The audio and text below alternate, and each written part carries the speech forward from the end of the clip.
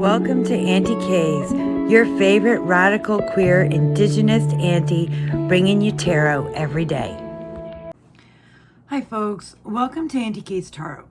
Today, what I'm going to do is go through all the decks I received in 2023 and tell you how they're really being used. What is the outcome at the end of the year with each of these decks, which I think is helpful because when we first get a deck, we love it. And I can work with it for 2 or 3 weeks and tell you I still love it. But how much play is it really getting on my table at the end of the year? And I think that will be interesting for me. I hope it will be interesting for you. Some of these decks are review decks, so they aren't necessarily a deck I would have purchased myself, and I will let you know what those are. There are 5 decks I received this year that are no longer in my collection. 3 of them I gifted, but 2 of them I just really didn't like that much, and they left my collection that quickly. All right, let's get into it. So the very first deck that came in was the Song of Gaia Oracle by Spirit Bird Creations, and it was a review deck, and I didn't like it. I didn't keep it.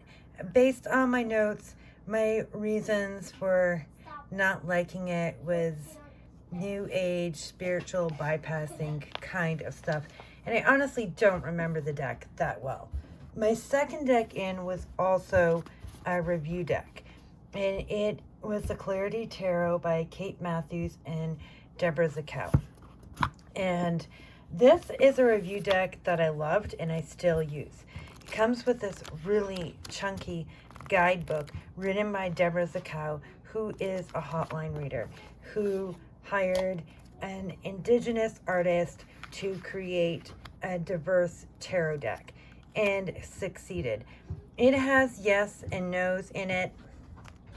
I don't necessarily agree with the yes no's listed here, and mostly it's because all of the majors are written as a yes. So I just don't agree with it. It has a keyword for love and money on each one. It's useful. I use this deck all the time. You can see it looks really thick, but it's very flexible. The glitter is chipped because I use it so much, but or it's worn. I kind of like it. And I have used this deck regularly on and off throughout the year. My only complaint with the deck is the size. It is larger than an average tarot card or tarot deck. Let's see if I can pull out a card because I put everything in boxes for this. It is larger slightly than an average tarot deck. Because the cardstock's so flexible, it hasn't affected my ability to shuffle the deck. But it does take up a lot of space, which I don't necessarily like, but it doesn't stop me from using it. And the other deck that would fit in this category that I'm going to use it frequently despite its size is Fortune Queen's Tarot, which I did not get this year. But this is a deck that I find super useful. I don't think I'm going to put it back in the box because, to be honest, I've been using it this week also. The next thing I got was the Maison de Jeu playing cards by Christian Leroux. These cards, they are playing cards. You get 2 boxes. The boxes look different. The cards inside are the same. Okay, these cards are gorgeous. and they're gorgeous. They're beautiful. Some of the images are images that you traditionally see associated with, you know, that particular playing card on illustrated decks, but others, like this, just have little relevance, and I don't necessarily know what to do with them. So it's busy and it's beautiful, but I just really didn't know how to read with it when, you know, some cards tell me something about it and other cards I don't get it. I'm probably hanging on to it. Perhaps one day when I read playing cards way more effectively than I do now, it will. I have two playing card decks I use the most, and one of them I wrote keywords on, the other one I didn't. So this is not a deck that's been useful for use, but it is a deck I'm holding on to art-wise, which I don't do very often. The next deck was the Wonderland deck, which is also a playing deck. It's by Haley Suits. It's pretty, but it is not super useful, I found, as a playing card deck for reading, and the color palette in that makes it difficult for the kids to read, the younger ones, when playing cards. So I'm not sure what I'm doing with this deck. If I find somebody to gift it to, that is what will occur with it. This is the Multi-Marseille by Tom Benjamin Tarot, and this is a deck that I really like. I like the size of this Marseille deck. It's a little bigger than a playing card. It's smaller than a tarot. I really enjoy the color palette. It made me appreciate that weird art of the Marseille. And I think because Tom made the Multi-Marseille diverse in multiple ways, has a double-sided card, which I'm always a fan of. There's one of those things that I happen to like, that ended up in the middle. I use this deck somewhat regularly. I use the diverse Marseille more than this one, but I do use this somewhat regularly, on and off throughout the year, and I quite enjoy it. Most of my clients don't actually see my cards, because most of my calls are text or voice calls, but I have used it in some video calls, and I quite enjoy showing this deck off to clients. It's one of those decks I'm happy to put out there on my video calls. I like Marseille and Lenormand for video calls because then I don't have a tarot reader telling me, no, that card means this in my reading. I recognize that card. I know that card. And that's annoying. So I like that about it. The Keymaster Tarot, which is by Lorenzo Gagotti.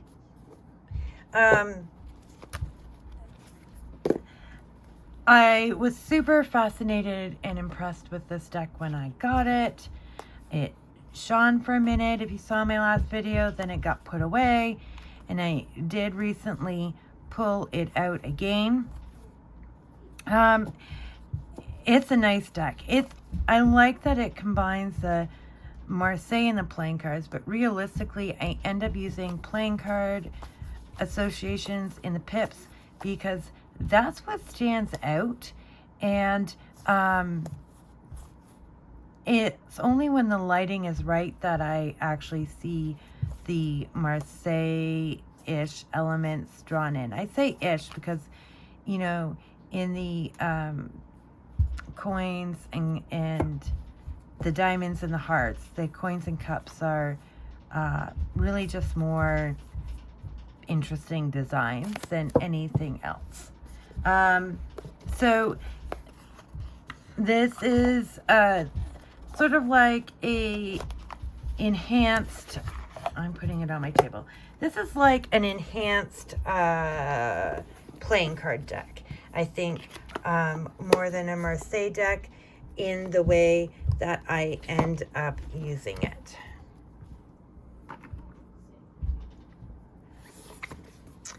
I was surprised when I looked at my spreadsheet of decks that I received this deck this year.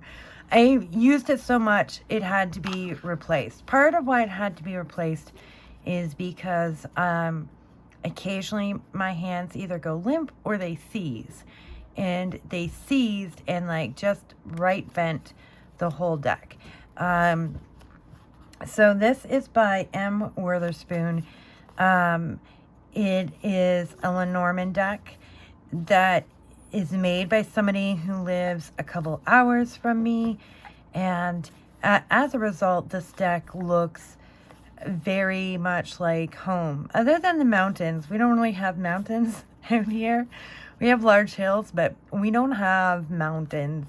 But this reminds me of home. In fact, I lived in a trailer very much like this at one point in some woods that looked very much like that. And I think that is the appeal of this deck, honestly. It comes with a man-woman card as well as person cards. And I use the person cards. I have to say, the man and woman cards are really beautiful, equally so. They're in my drawer somewhere, person and seeker. But it's just easier to keep out the person and seeker and be ready for anybody. So this is a deck that has just remained in constant use on my table.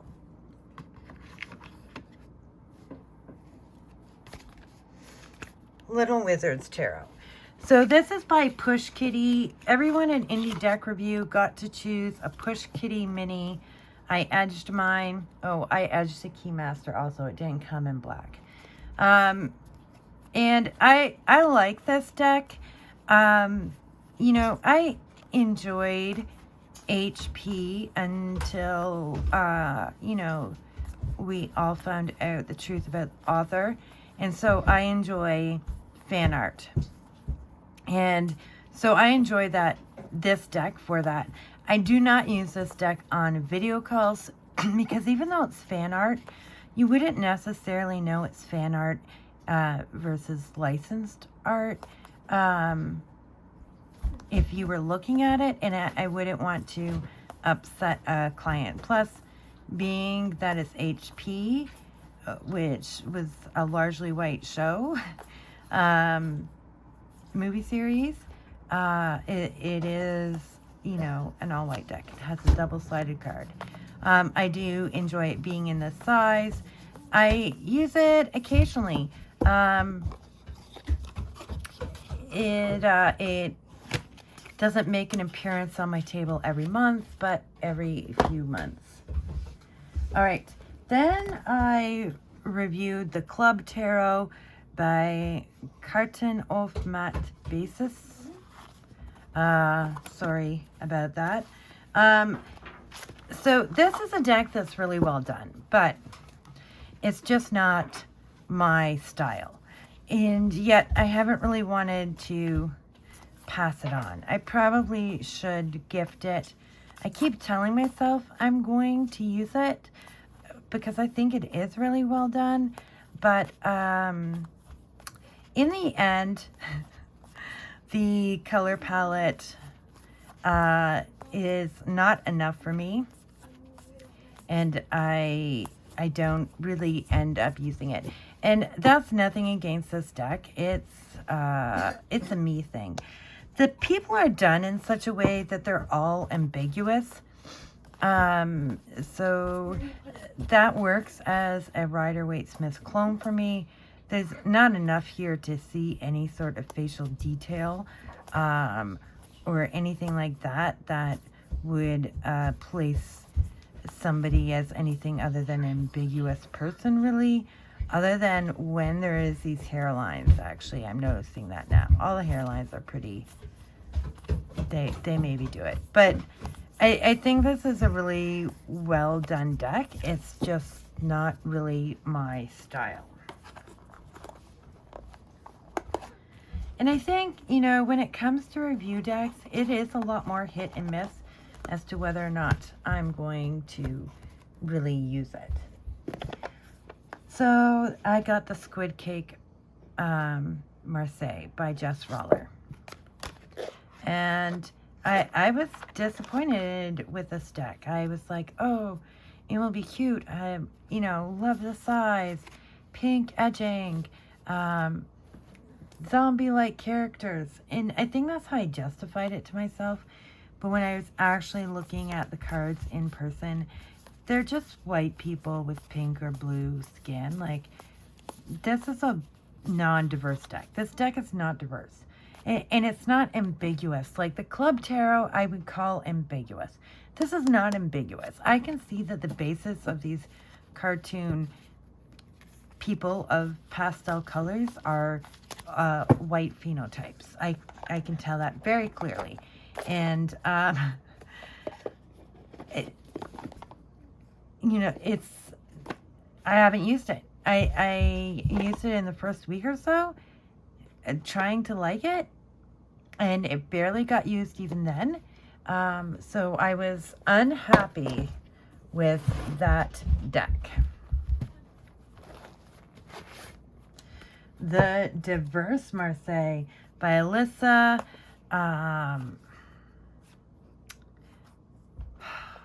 I know she changed her name on YouTube, and now I don't remember. So I use this deck on and off my table also. It is a Diverse Marseille. I think the multi-Marseille I would call more diverse. But I love the color palette of this deck. And I use it a bit more regularly than the multi-Marseille. It gets play, you know, about once a month on my table. It reads really well. It's the Marseille, but faces and hair have largely been updated to make this deck diverse. I do have to say also, I think Tom Benjamin did a better job at redrawing the faces to make the facial features clearly based on their ethnic origins. So I do have that to say about that. Okay.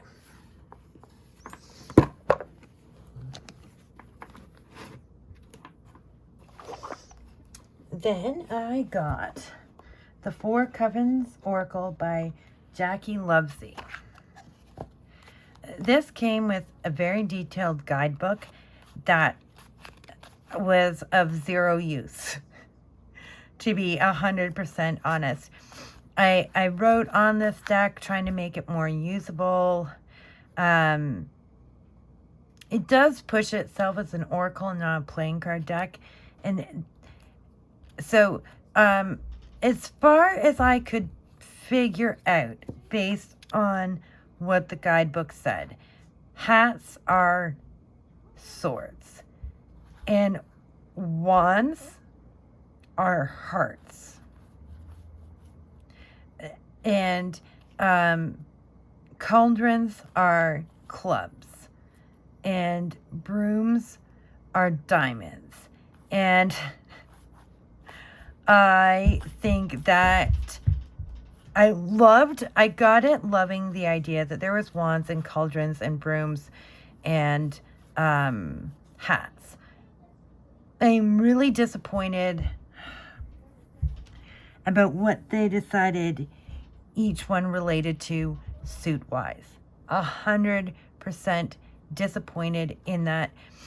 These should have been pentacles. The wands should have, well, wands are wands, right? Except they have a star. They could have been pentacles. Or the brooms. I mean, the wands, calling wands something other than wands is difficult. These should have been cups for sure. Hats, maybe hats should, as swords, make sense because it's in your head, right? I guess I'm stuck with them. Where do you put these, right? Yeah, brooms and wands. It's tricky. I just find it difficult to use.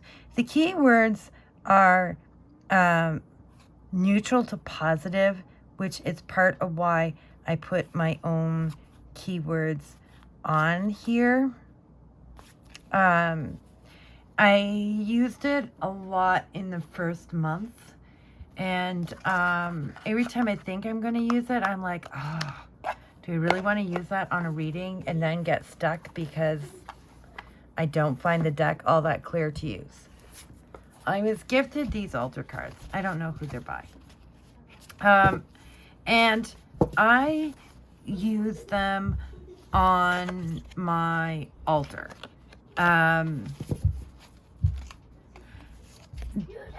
They are very abstract. I don't think I would use them anywhere other than on my altar because of how abstract they are. But for what they're designed for, and they're huge. They're so huge. Like, this is so much bigger than even like the Next World Tarot. They're so huge. But they are what they say they are. And that is something I appreciate in a deck. Be what you say you are. I was also gifted these two decks. So this is the Natural Symphony playing cards from US Games. And this is a playing card deck I use pretty regularly, like once every 2 months or so. And I do find this deck very useful and easy to read. It just is. So we have fish for spades. We have plants for clubs. We have birds for hearts and insects for diamonds. And I do use this as a playing card deck. I didn't feel a need to write keywords on the deck. And I somewhat use the images alongside, you know, card associations with this deck. And it's beautiful. I love the watercolors of it. It's a beautifully done playing card deck.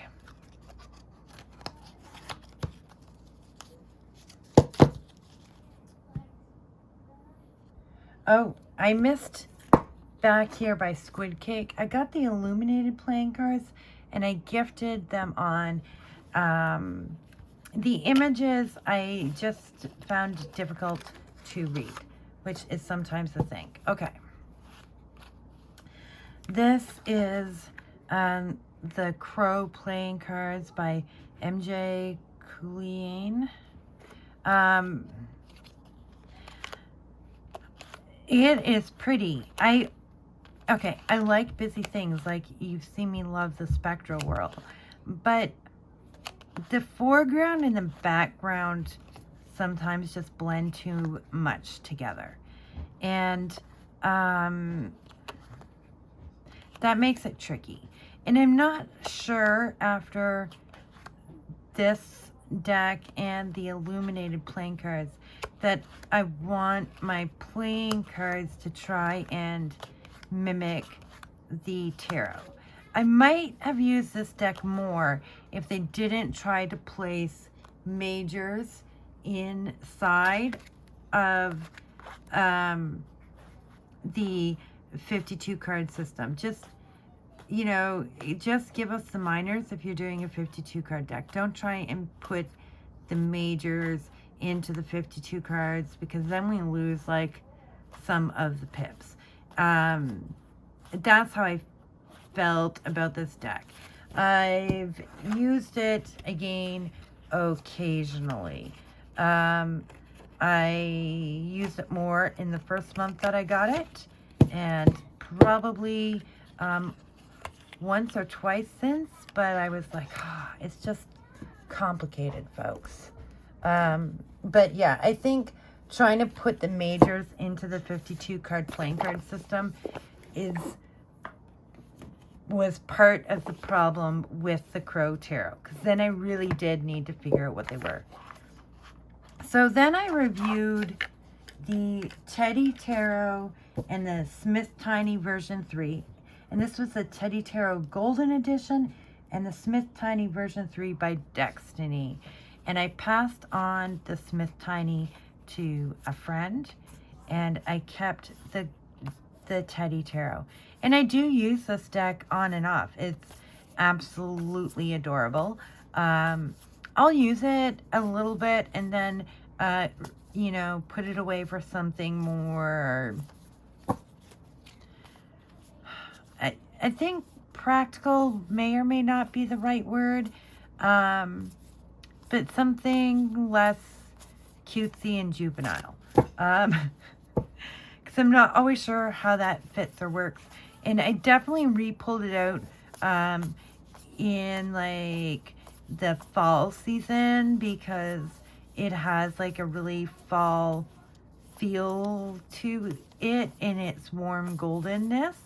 And so I enjoyed that. But I think it's a well done deck.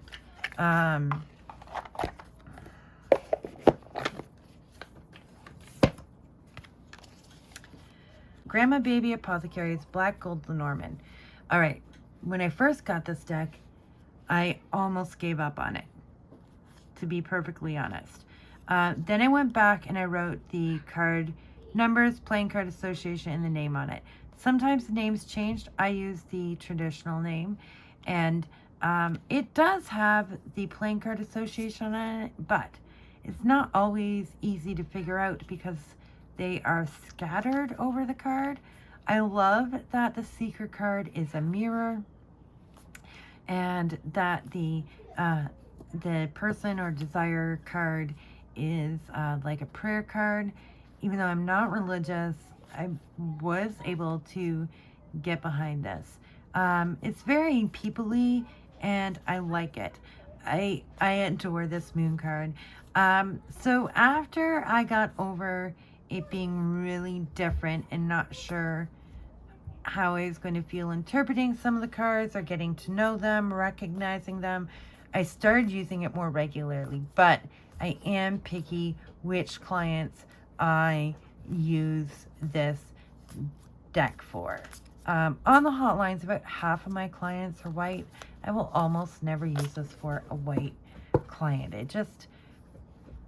It doesn't seem right. And usually when I'm reaching for this deck, like, I've got more to say to the person about the real world pressures in their life, in a white supremacist society.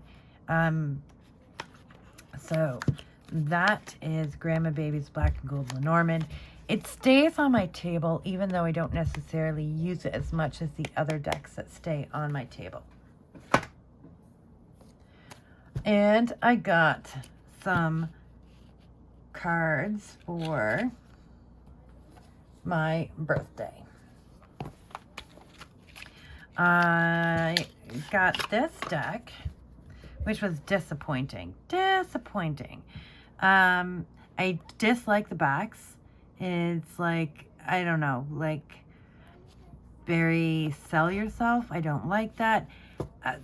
I had read the description on 2 of the decks on this Etsy page and determined the person was an artist, and didn't read further until I did, looking this deck up for somebody, until I did take a closer look, because there was just something about the deck I wanted, and I read its individual description and then the other deck descriptions on that page, and realized that at some point this artist decided to become a fake artist and do AI. It's a cool deck, but that is AI ends up disturbing me. And this deck and Under the Roses do this thing I don't like. Okay, when you decide, I'm going to offer you a black alternate for the people cards, but still include the white cards. You're saying, like, don't worry, you don't have to be diverse if you want to.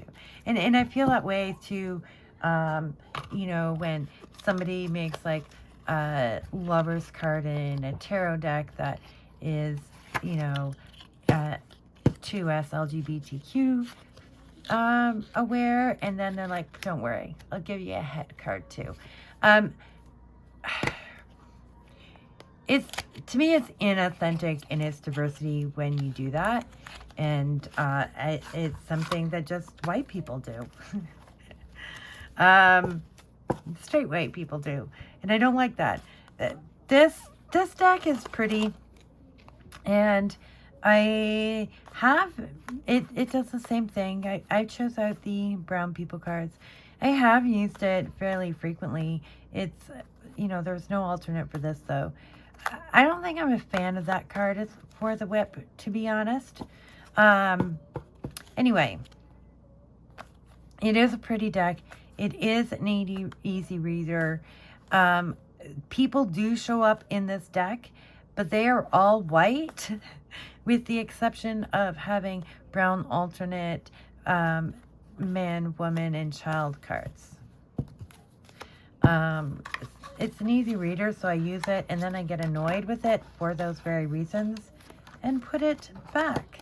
And I think this deck got more play while I was in need of replacing both my Rana George and my Rustic Roots. But yeah, it hasn't got so much after that. And I got this deck, which is totally cool. It's the Malefique Lenormand by Gneidman. I'm not sure how you'd pronounce that. It's taller than a Lenormand, which is annoying, but it just fits on the table. The numbers on the playing card things are tiny and not very useful. And the super cool, kind of spooky art, which was the reason I put this on my birthday wish list and then received it. It's actually hard to read in a spread. It is. It just becomes too hard to read. Like, this is birds, and I can't tell that when I'm looking at a big spread of it. So the art was really cool, but in the end, not particularly useful. And you all know I prefer my Lenormands to have playing card inserts. Okay. And then, after so much delay, eventually the Decolonial Tarot arrived. I opted not to get the guidebooks. I got it a bit before the rest of you. So happy with it and its cutesy Disney style brownness. I used it solidly for a month. the other times I pulled it out, I used it, I meh about it, and I put it back.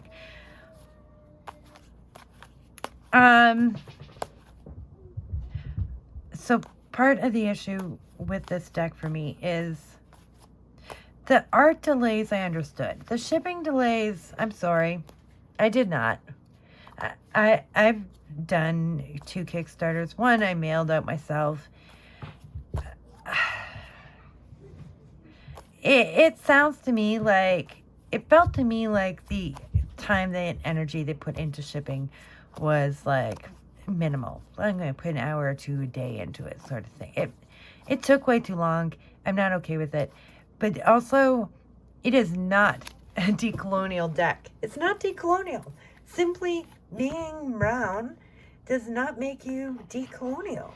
And as an indigenous person whose lands this deck was created on, this is not a decolonial deck. There's nothing about it that's decolonial. It's just brown. It used that word as a selling feature, and that ticks me off. So then I finally got my hands on my own personal RSA Prendre V and Mini. And it's my own deck, so I don't know what to tell you. I'm pretty thrilled with it. This is a decolonial deck. You can tell when you read the guidebook, and the way the images are opted to be put together. And I'm not going to go over it much. It's my own deck, so telling you how much I love it isn't particularly useful to any of you. Well, let's be honest about that, right?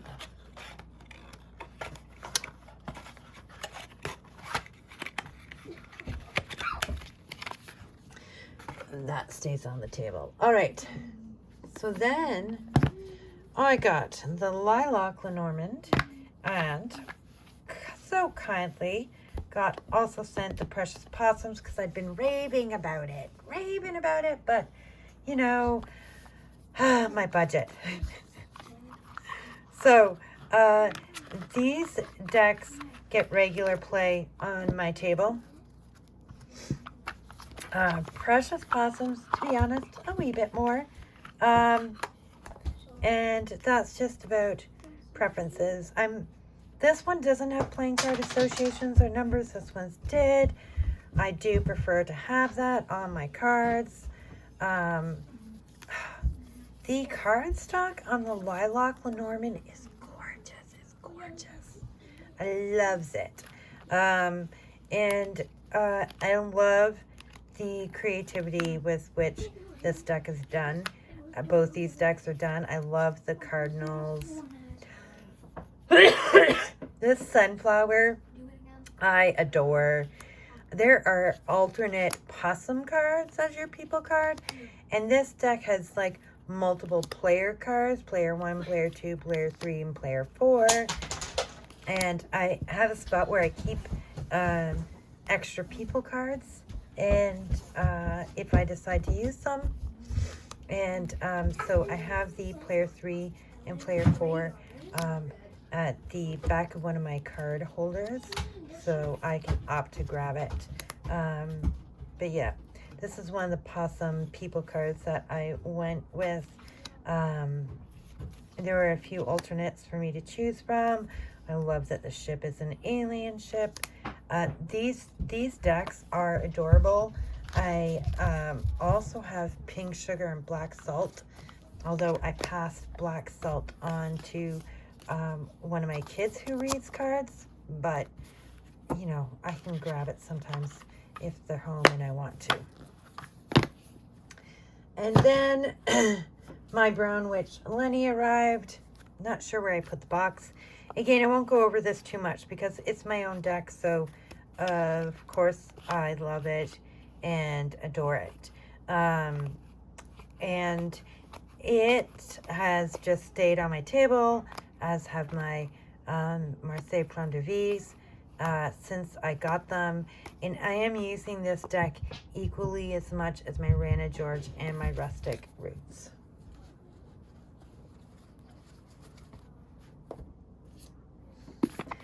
bought this deck in response to the Asha Frost deck that I didn't like. Wait, did I go over that? Yeah, which was Sacred Medicine Tarot. I don't know if I'm going to use this deck, to be 100% honest with you. It's gorgeous. I appreciate it because it's an Indigenous deck. I'm Indigenous. And while the deck is very clearly Indigenous and has Indigenous ideas and concepts in here, a guidebook is not written in a way that sells any closed teachings. And that is how to do an Indigenous deck. So I have this deck mostly as a collector's item and an appreciation item. The most recent are the Aztec Tarot, the guidebook, meh. The cards, I love. I have been using this deck a lot. This deck means that RWS is getting a bit more play on my reading table than usual, because I'm just thoroughly enjoying it. This deck does not pretend to be decolonial. It is a RWS deck with Aztec style art by an Aztec artist, and I love it for being what it promised to be.